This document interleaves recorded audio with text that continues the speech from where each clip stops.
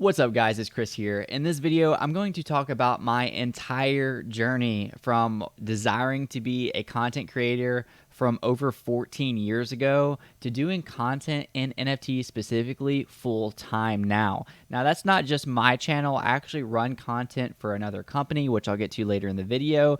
And in the upcoming years, I plan to keep doing so. I plan to keep on making my own content and content for other companies. This didn't happen overnight by any means. So I'm going to be talking about my content journey as well as my journey into NFTs, from how I went from investing in stocks to crypto to NFTs. This is going to be a very casual video for my subscribers that care, because I've been making content just on NFTs alone for over a year and a half. And I've never really done a casual video like this, just of me talking about, well, me. It's always been about NFT news, new cryptos, what's new in the market. It's been about all that stuff, and I enjoy making that type of content. However, at the end of the day, as a content creator, I feel it's part of my job to introduce you to who I am and my journey. So if you're new to the channel, if you're a new viewer, this might not be the video for you. If you've been watching for a while and you just really want to know how I went from not trading stocks to being a successful NFT trader, crypto trader, and stock trader. By successful, I mean profitable. There's way better traders out there, and I don't market or advertise myself at all as a pro trader, but I am profitable at the end of the day on all those fields. And somewhat successful for content, bringing up a YouTube channel in a year and a half to 5.6 thousand. I've gotten a couple million views on TikTok. Not that I really care about TikTok. Decent Twitter following, and most importantly, content full time. I do have other jobs, but I don't need them to sustain. I do that because I run a business, and I want the business to sustain itself. So I run a lot of jobs for that, a lot of side jobs. But ultimately, if I wanted to quit everything and do content full time right now, I could do so. So let's dive into the journey. Woo, some of this is going to be so cringe. First and foremost, my last name's not Coffee. It's actually Verswyvel, something that have fun spelling. Actually, right now in the comments, try to spell that without looking it up, and I'm not even going to repeat it. That's your one time of hearing it. But yeah, my last name's not Coffee, believe it or not. So it was actually earlier than this. Here's one of my first YouTube channels. This is actually like my second or third, but this is the first proof that I have. 14 years ago, I was trying to make content. Granted, I was young. It was super cringy. It was super blurry. It was old YouTube days, like Smosh, Bo Burnham, Fred, like all kinds of like OG YouTube days. I was loving it. Like as a kid, I watched a lot of YouTube growing up. So I had videos before this on different channels of like Ripstick. I really liked Ripstick growing up, so like I made some like videos doing that. Now there's only 3 videos on this channel, but my other ones I don't think exist anymore. I must have deleted them, and some of them were on friends' channels and they got deleted. But my point of showing you this one specifically is 14 years ago I was trying to make content, and it was cringy. I mean, again, we won't really dive into it. Didn't know anything about content at this point, besides that one day it'd be really cool to create good content. I even noticed myself on the About section saying, anyone think I need to make more vids but better quality? So there was even a desire there to increase the quality in my videos as a preteen or even younger than that. And again, I probably started making content when I was much younger than that. Joined on this account on April 5th of 2008. So fast forward some years later, I made videos here and then on YouTube. Just stupid videos. One of them was a blow dart challenge where a bunch of friends and I got together and shot each other with blow darts and thought it was really funny. And different content like that. And you fast forward even further, I started a Twitch. I didn't consistently do Twitch for a long time. I'm not even sure if this is my original account, and none of my videos are showing up anymore. But I streamed Clash of Clans, which is a mobile game that came out, and this is many years later, I think in like 2012, and I started streaming that in the early days. I actually got to the point where I was 3rd or 4th on Twitch. Every time I would go stream, I would get like 80 concurrent viewers, which was huge at that time for a brand new content creator, and it was really exciting.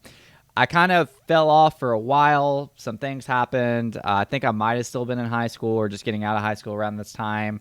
And so, things just came up. I eventually went back into streaming, but I decided since there was some controversy going on with Twitch at the time. I wanted to try something else. So I went into Mixer.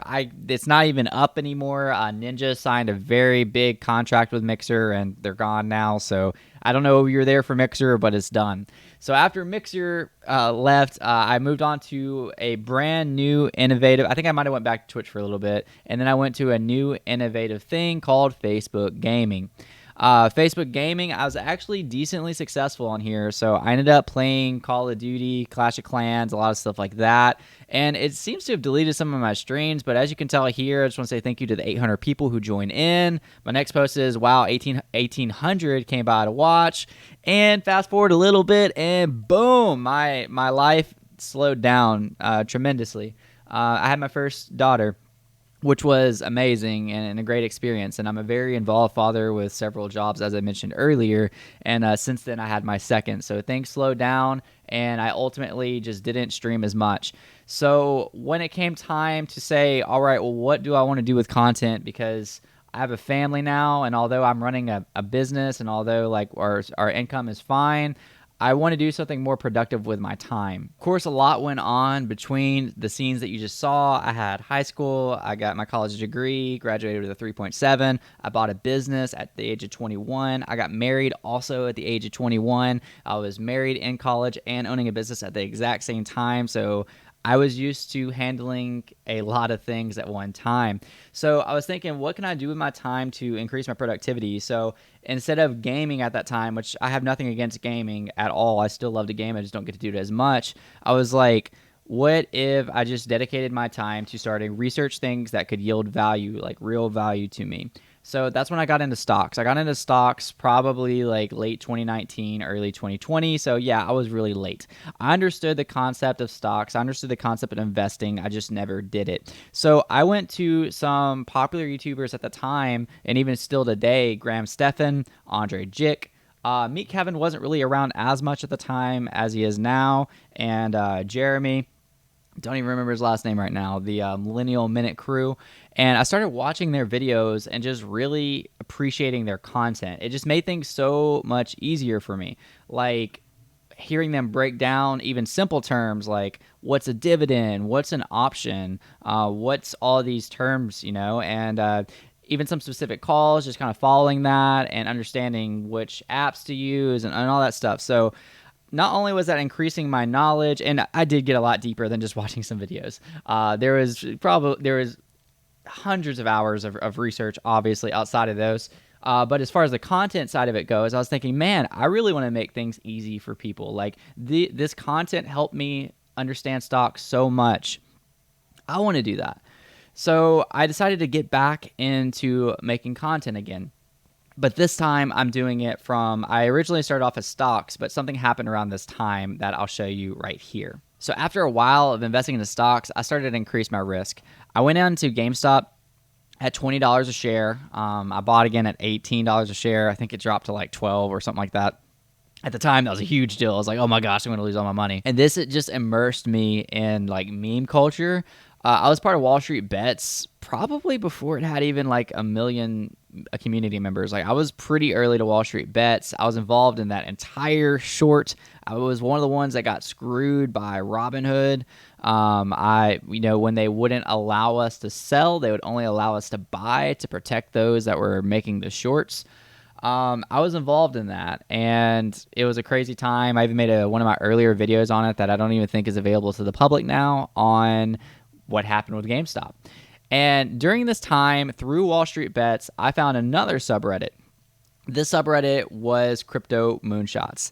And ironically, one of the first things I found on Crypto Moonshots was Omi. If you're in VV and you're watching this, then you'll probably find this funny. So Omi was my first crypto. It wasn't my first crypto I bought. It was like one of my first cryptos that I bought, especially the first one I bought and sent it to a DeFi wallet. I actually bought a good amount of Doge in December before it blew up when Elon tweeted about it, and made good money on that. And then I bought Doge again on Voyager. But Omi was one of my first crypto investments that I made.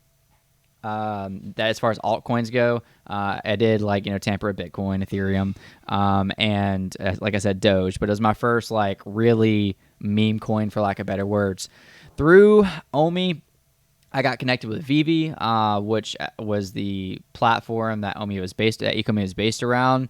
And I started buying and selling these Vivi collectibles, these NFTs on Vivi, and making content about it. And again, I wanted to make things easier for people because just like Andre Jick and Graham Stephan did for me, I wanted to provide that value for other people. So as you can tell, some of my first videos, which are now pretty successful, I guess, relatively, VV Beginner's Guide, it's got 23,000 views. How to buy Omi, how to transfer things. And then, of course, there's some clickbait, some whatever up in there. Like VV gave me a $4,000 apology, even though that actually at the time was actually $4,000. But, I mean, that's an old video. Just all kinds of stuff. I started doing analysis. I started doing recaps, how-to videos, and all that. And if you watch my content today, I still kind of do the same thing. And ultimately, those things I enjoy doing them.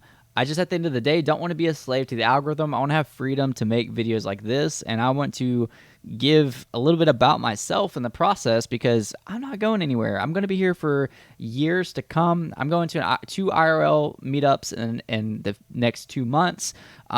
So why not just put some content out there that says a little bit about me, so this is what I'm doing. So all this being said, where am I today? How am I doing this full time?